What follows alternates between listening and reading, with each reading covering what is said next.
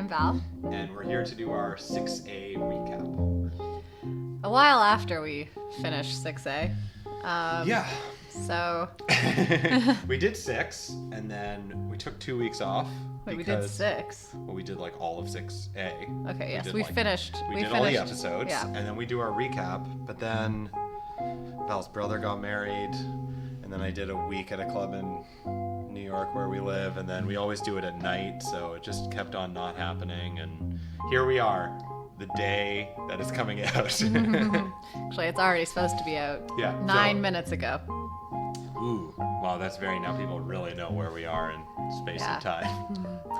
I'm a little hesitant about, well, this is why, because we didn't do one of these for seasons 1 or 2, No. right? We started during season 3 doing these, and I would like to go back and do season 1 and season 2 recaps. Yeah. However, it's amazing how many of these like small details you can lose in your memory. Totally, yeah. So, we're going to do our best. But this is about kind of a broad overview of the season on the whole, and it's interesting to look at where things start and where things finish and what some of the themes are that are examined.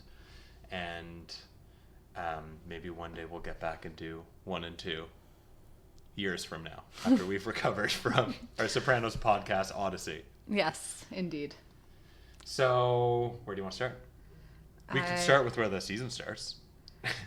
That would make probably sense. That would make a lot of logical sense. So, it's interesting because we're starting about 2 years after the arrest of Johnny Sack. We have this Seven Souls musical number that gives us this introduction, and we're seeing time pass. We see a lot of what's happened to these characters in the meantime, yeah. But there has been a lot of time since season 5. And we have kind of like progressed. You're sure it's 2 years? Yeah, I think so. Mm-hmm. Okay. Interesting. Yeah, it's been a very long time. So things are quite different. Right. And it's interesting because time also kind of passes throughout the course of this season, and a lot of things change. Like in some ways where people start and where some people end are quite different. Totally. And the landscape is quite different in 6A than it has been in the past. I mean, we have Phil Leotardo running the New York mob. It's a very different relationship than it was with Johnny Sack. Mm-hmm. We have different characters that are kind of coming into the foreground. We have Vito kind of becoming a prominent player, himself being a character who right at the beginning of the season is shown to have changed significantly. He's gone through this weight loss. He's kind of introduced as kind of like a new person.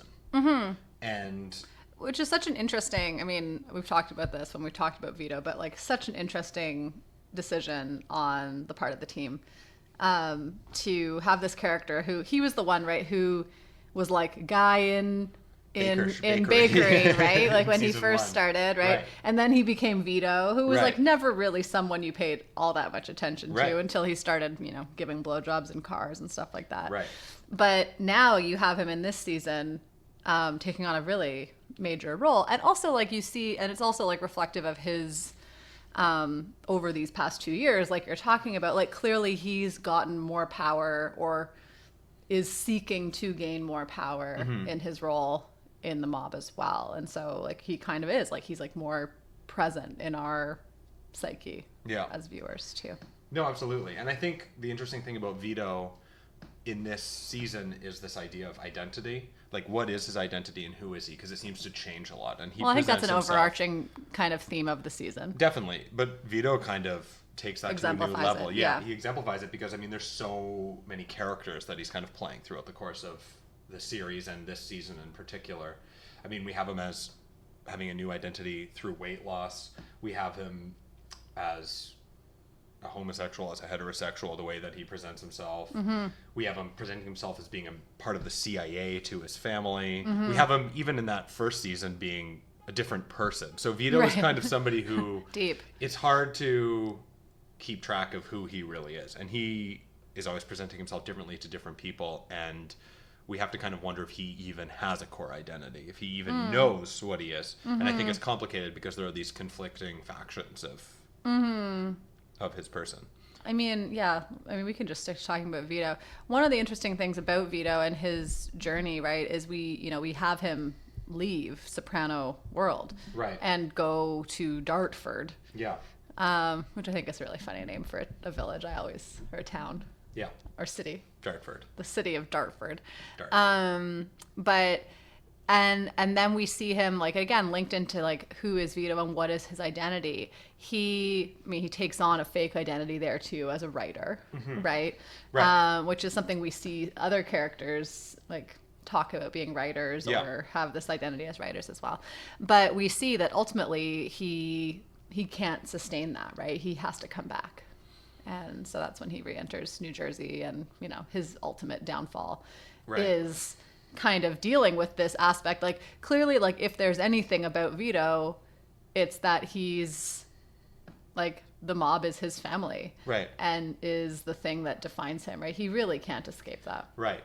And ultimately, he's presenting himself as what people are looking for in these different families, but at the end of the season, most people reject it because they realize that he's fake, that it's a false identity. He's not really a part of the crew of the mafia anymore because there's this kind of aspect of his personality, of who he is. That doesn't fit in. It's not congruent. Yeah. And it's the same thing with Johnny Cakes. Like when he gets in touch with him in the end, he's rejected. Yeah. Because he also isn't compatible with him anymore. Yeah. Yeah, and there is this like I think you're onto something with like the way that other people kind of interpret identities, right? Like they, with everybody, like we sell ourselves to different people in different ways and highlight different aspects of your identity. But if people come to discover that that's not something honest or true about you, right, then that reflects even larger on your whole identity, right? Like it's kind of like, well, who are you really? And that's, I think, the thing with Johnny Cakes is he's sensitive to that. That's not something that he can overcome either, right? And so this kind of, and Vito told him all sorts of lies, even lies he didn't really have to lie about, like that he was still married or whatever, right? Like or the CIA, and ultimately his kids find out about that and that they reject that story. Yeah. And ultimately, and it all kind of falls apart. Awful for them, right? Like that the last thing you remember of your father is that he told you this lie, and you find out like what really happened. I think that's like it's a very small scene when they find that out, but yeah. No, absolutely. Yeah. It's also interesting to think about how Vito deals with these fabrications of who he is, and how other characters like Tony deal with these fabrications of who they are and what people can get away with. I mean, ultimately, Vito doesn't really have the power to be able to survive. Yeah, well, and a lot of people who try to escape their mob identity in this show do end up dead, right? So we also have at the beginning of this season Eugene Pontecorvo. Right, exactly. Right? And it's when he's trying to like... Nice segue.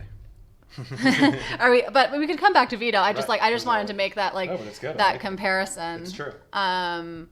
That he like makes this effort, like he clearly does have this other like family identity in his relationship with his wife and whatever, and he tries to kind of assert that, but again, it's not congruent with the mob, and so therefore is not okay, it's not allowable, right? Just like Vito and his homosexuality was just not okay.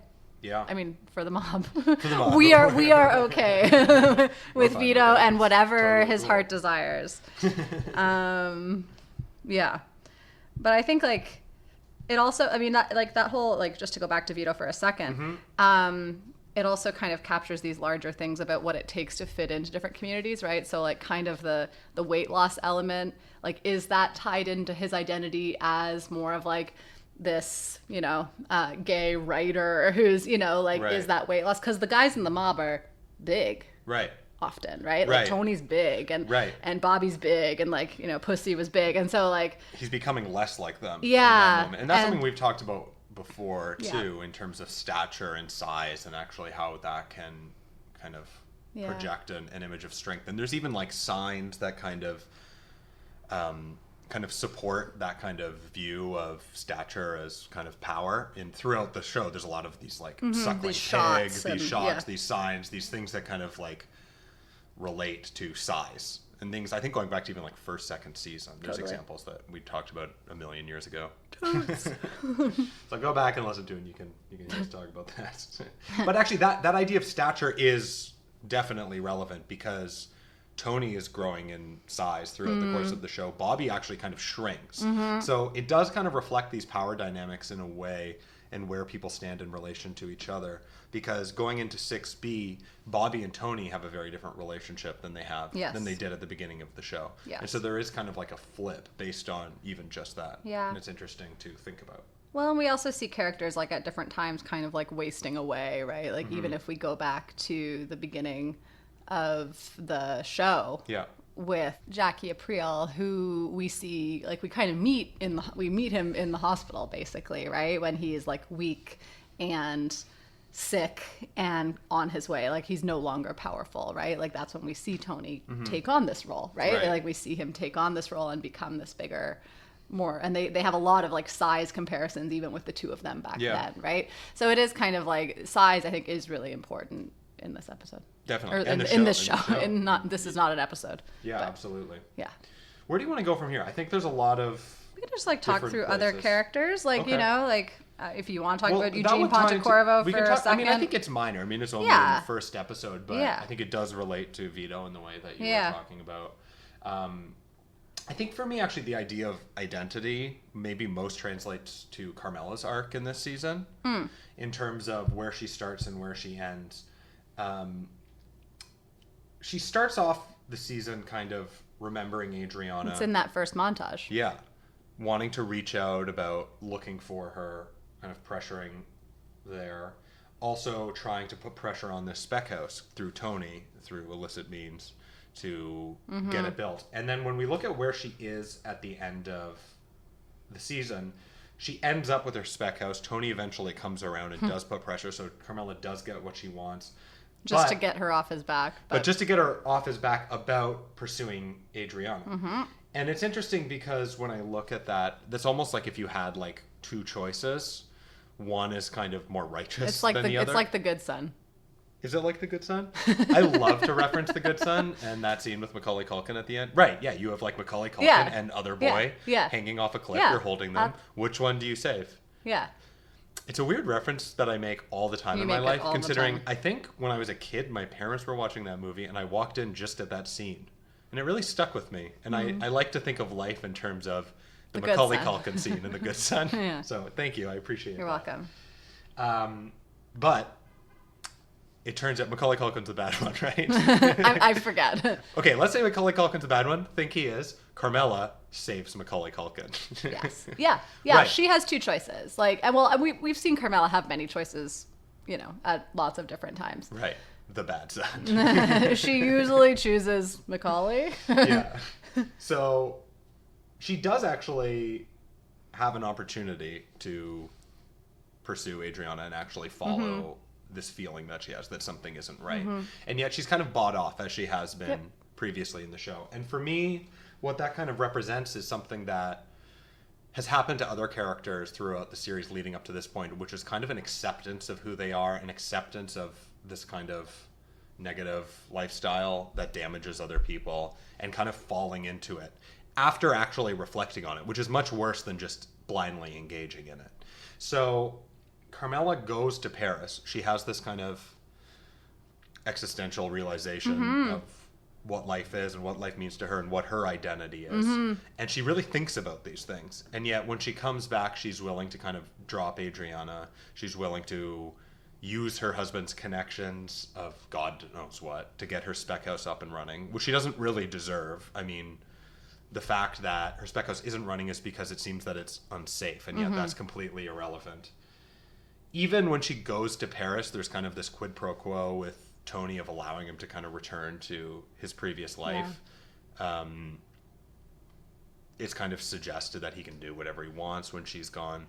But for me, there's something about actually kind of examining your own psyche and dealing with existentialism and thinking about it, and then still choosing this road that's much worse than just choosing the road and not thinking about it. Yeah, but we have all the characters in this season do this, right? Because if we think about Paris, if we think about Dartford, this is the point, and if we think about Costa Mesa or wherever the fuck Tony went, that these characters all had a chance to escape the life that they're living. I mean, Paris, maybe a little bit like less like in a more But like a it's less not about less the literal play- way. yeah. But it's like having this space to really discover your own identity, but yet then still coming out of those journeys, if you want to put it that way, and being like, actually, like, I'm coming back to this life, and this is the life I want. Like when Carmela goes to Paris and Rosalie says something like, oh, there's a Belleville or whatever, Yeah. I think it was. There's a Belleville in France too, Right. like comparing it to a New Right. Jersey city, right? Like it's always this like draw back into Right. what you know or what you're, I don't know. Yeah, totally. I think this is really important, though. This this acceptance of this lifestyle that we've seen. It's very kind of profound, and I think that it applies to many characters. And I think that for Tony, for myself, that's like one of the most significant aspects of his arc for the series on the whole that we'll be examining in 6B. Yeah. So I think that it happens to other characters because like Tony is also going through the same thing. Sorry, did you want to talk about Carmela more? Or do you Well, want it's to all- like it's do you all- want I to mean, it's stick on kind of- this identity issue? It's or? kind of related. I mean, it is Yeah. kind of a question of identity, and for me, that's kind of the defining aspect of this season. And Yes. when examining it and Yeah. deconstructing it on a season. I just know that we also want to talk about where characters start and where characters end, and so I just But don't for know me, how you that's want- the most relevant part. Like in Okay. broad strokes for 6A, Carmela's start and end is the fact that she accepts this, and it also is for. it's and I Tony. like that it's framed by the Adriana dreams. Also. Yeah, absolutely. And for Tony, I mean, we start this season. I mean, he denies Eugene his exit, but the most significant thing is that he's shot, and then he goes to Costa Mesa. He goes to this place, and he reflects, and then he kind of comes back thinking that life is a gift and thinks about changing, and it's kind of an identity that he assumes. It's kind of a character. Totally. It's kind of something. It's a Kevin Finnerty. Right. Yeah. But it's not real. And by the end of the season, he's actually exactly where he started, if not worse. Maybe worse. I think. Well, like I mean, almost like reaffirmed. Like it's almost Yeah. like solidified. Like it actually has canceled out the Exactly. possibility of those other characters to exist. Exactly. Right. Yeah. And I think that's really fascinating. I mean, he's cheating on Carmela. Yeah. We see all these things happening that ostensibly he wouldn't be doing anymore. So he's just returned, but he's actually thought about it. So it's that same thing of reflection, but then acceptance of your behavior and Yeah. actually re-engaging in it. Well, and there's that great, and I was talking about this last night when we were kind of thinking about this. There's that great scene with Melfi and Kupferberg, and she's like, nothing's actually changed. It's only a matter of time before he totally decompensates. Right. And I think like going into 6B, that's Yes. something that really sticks with me. Yeah, that's okay. So I think that is a very key line. So I'd like to like deconstruct it with you. So nothing's really changed. It's just a matter of time before he decompensates. What do you think it means by decompensating? Well, I think Tony does compensate for a lot of elements of his true identity, right? He puts on this show that he's this family guy. Right. He puts on this, Right. you know, kind of like life is a gift. And you know what? The fact that my mom was terrible to me and my uncle shot me Yeah. and whatever, like, I'm fine. I'm powerful. I have things under control. Right. And I think like for me, like decompensating really is like that you're like no longer able to compensate for these things, and you just like are your true essence. I mean, Yes. it like breaks you down to what you really are. I like that a lot. That's great. That's very good.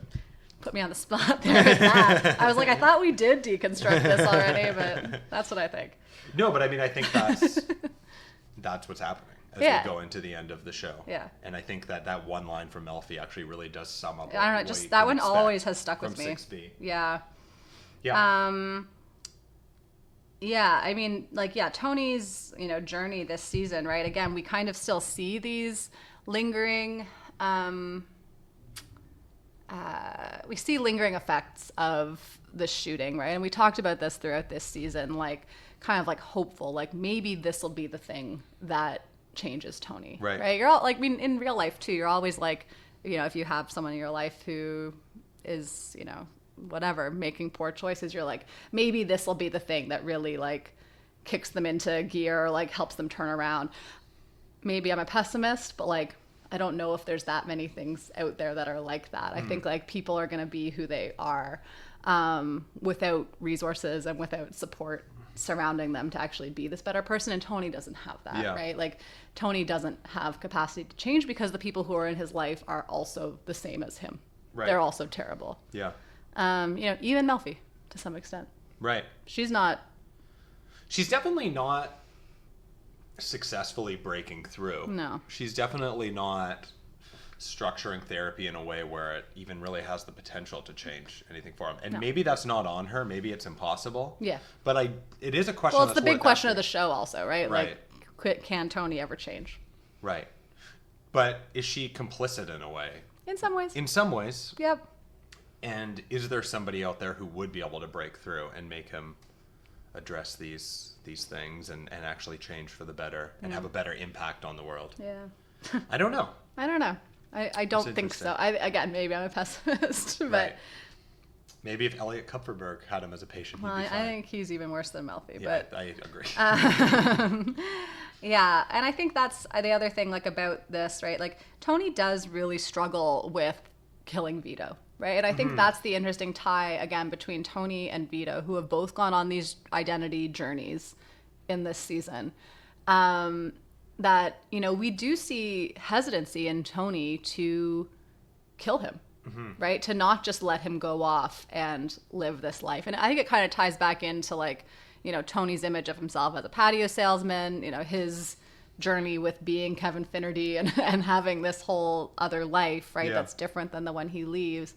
I think that is something that kind of, like, resonates with Tony. I don't think Tony is without knowledge that he could have, like, he talks about it. I could have been this, like, you know, the star football player.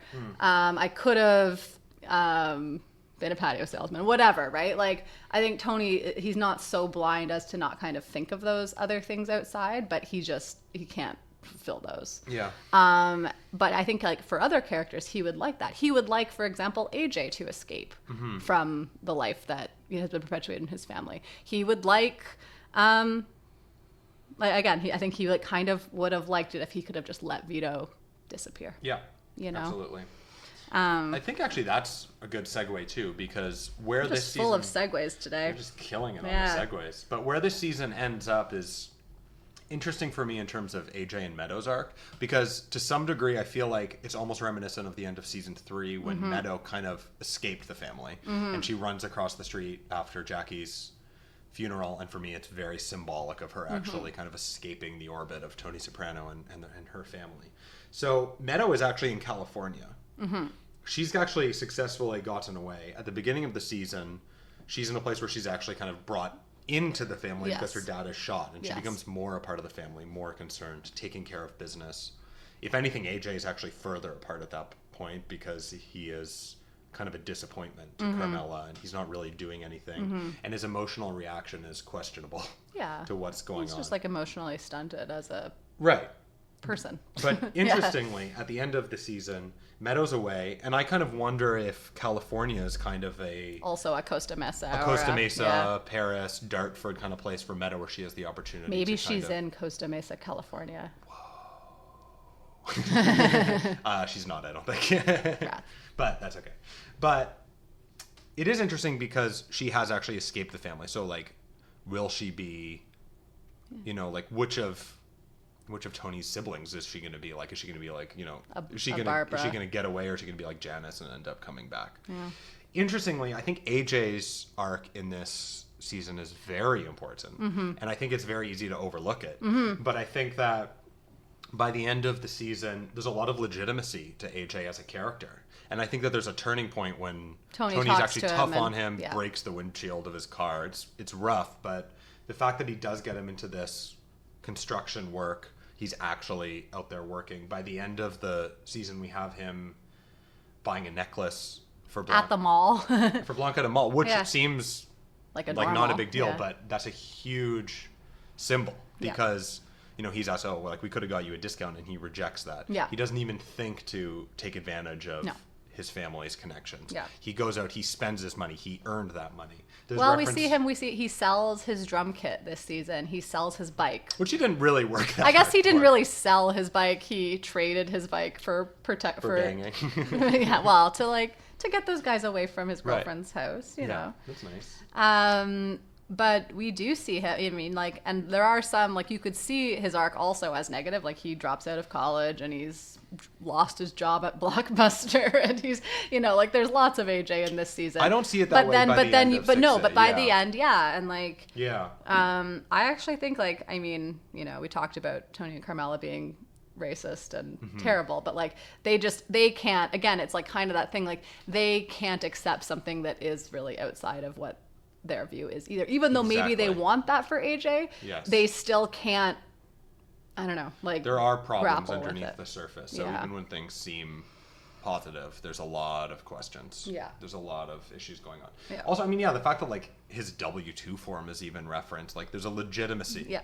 to Yep. the work that he's doing that differentiates him from the rest of his family.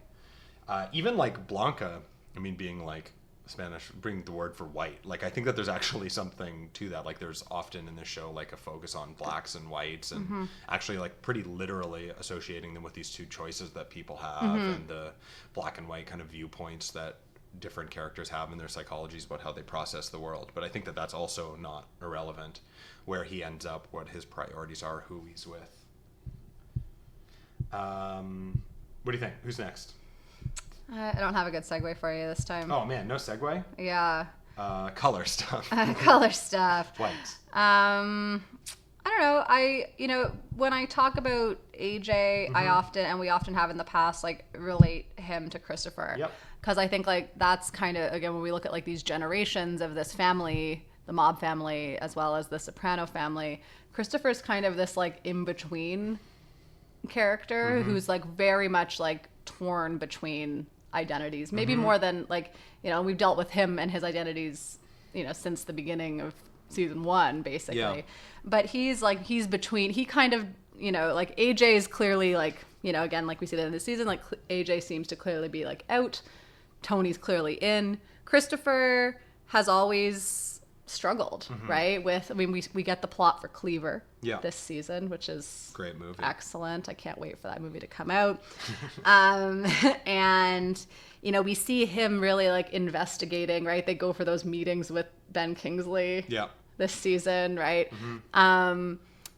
We see him really kind of, like, trying to pursue that element of his identity. I've always kind of questioned, like, he kind of takes advantage of Tony's weakness in those moments to be like, oh no, this is good, like, we're making money, like, to put himself out there. Where Christopher ends up, however, and again, we see this with other characters who are trying to, like, escape and embrace these other parts of their identity. He doesn't end up dead, but he does end up using again.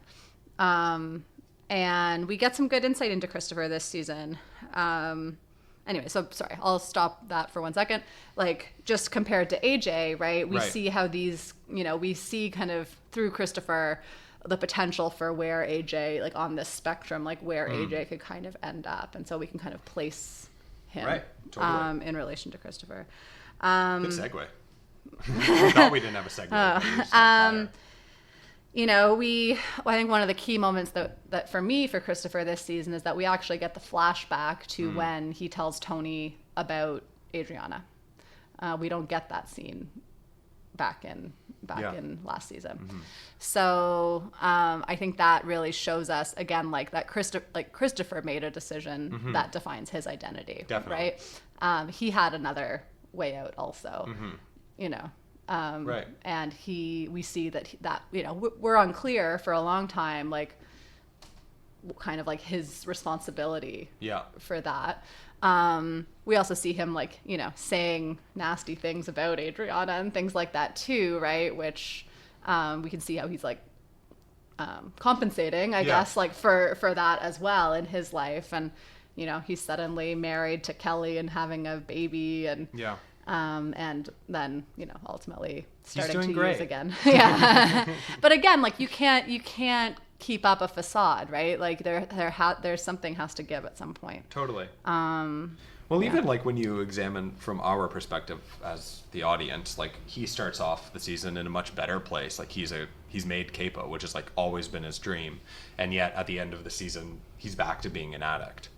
So, I mean, one of the criticisms of this show is people often get kind of tired of the Christopher returning to being an addict story, but there is this kind of pervasive there's this kind of like, there's this pervasiveness of how that's always kind of around the corner for Christopher, and he's always coming back to it, and it is a facade in some ways. Like, he can't overcome this issue that he has, and that is where he ends up. And there is this kind of regularity of the cycle that reflects the regularity of life that they're all dealing with. That Christopher in particular is trying to escape. Yeah. But just keeps getting drawn back into it. Yeah, absolutely. So we'll see where it goes for him, because being an addict is no bueno. What's no bueno segue? Yeah, drugs are no bueno. Phil Leotardo is no bueno. Yeah. Shooting. Phil Leotardo es no bueno. Yeah, Phil Leotardo, we really get to know him this season too, really. Like, we have a little bit last season with, the death of his brother and, who's like a million years younger than him, as we've talked about before. Yeah. But we really kind of start to see the actual, like, cruelty of Phil. Yeah. We also find out he's related to Vito. Yeah, absolutely. Or Vito's wife. Yeah. And, I mean, he ends up in this different place at the end of the season as well. Like, he ends up in a hospital, and it's kind of insinuated that he's gone through his own journey and gone to his own place, because that's what Tony references. And what we were talking about in that episode is whether or not Tony was kind of weaponizing that against Phil, which is interesting too, because that also kind of suggests kind of an acceptance of Tony kind of taking on this role as somebody who is a manipulator. Well, you can't, and people who are manipulators take advantage of people who are in weak spaces, right? And people who are grappling with their identities are not at their strongest, right? There's a lot of room for manipulation in people who have gone through something big. It's fascinating to look at Phil Leotardo, actually, because he comes across as so no bueno, but there's actually these like little suggestions kind of scattered throughout the season that make it seem like he is actually questioning his identity, and he does have difficulties with this kind of cut and dry viewpoint on everything around him. It's actually his wife who's much more terrifying. Crazy, yeah. I know, we never knew. You can kind of miss these things like on first viewings even. Yeah, on many viewings. Yeah. Yeah, of course, we have him ultimately in charge, or I don't know, in charge is not really the right terminology, but of Vito's death, right? And it's done in this very cruel way. We know that he likes to kill people in a very cruel way. Right. No bueno. But that's, I feel like we read about this another time, like that there's some speculation, like, is he questioning his sexuality? Definitely, yeah. That's definitely something that's discussed. Yeah, like that coming out of the closet. Even like literally coming out of the closet. Yeah. I don't know if I go that far on you Phil. You could make a case, but, I guess. But I it's think, pretty, this has been a member of his family, right? This is his cousin's husband? Oh. Who's whatever, whatever. They're related somehow. And like, he, hopefully anybody would have some kind of hesitation, but he has less hesitation than others. Mm-hmm. He's mostly no bueno, I would say. That's the main point from this season. Yeah. But it is interesting, and it also leaves the season at a point where there's this kind of tenuous relationship between New York and New Jersey going into the final season. Yeah.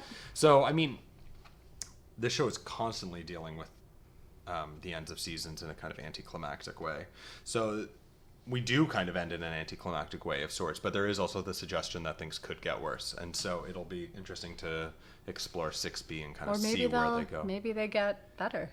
Yeah, maybe it'll just end off very uneventfully, like everyone with a whimper. Everyone moves to Dartford or whatever, and it'll just end. Yeah.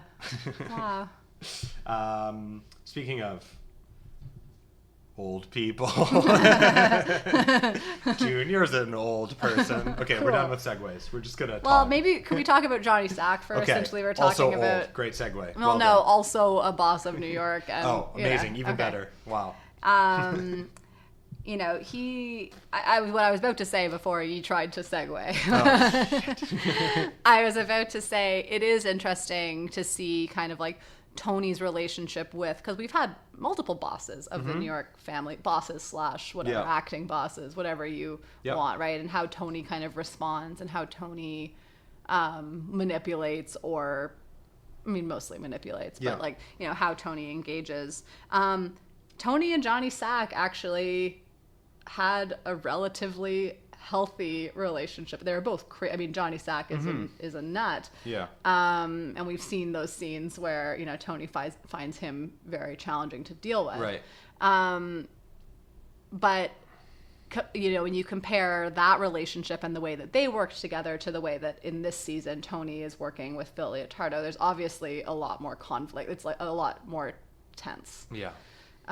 In this season, and that comes from Tony B shooting his brother and all those things too. But it's interesting to see where we had Johnny Sack as the acting boss for the past one season for a while. That he's just completely stripped of his power, stripped of any wealth that he had, right? And he, we have his daughter, Getting married. Allegra, Yeah. thank you. Getting married this season, and we actually start to see Johnny Sack as this character who actually, compared to a lot of other characters, does really care about his family. Absolutely. And makes choices, even when it doesn't, directly benefit him, to try to preserve his family's well-being. Yeah.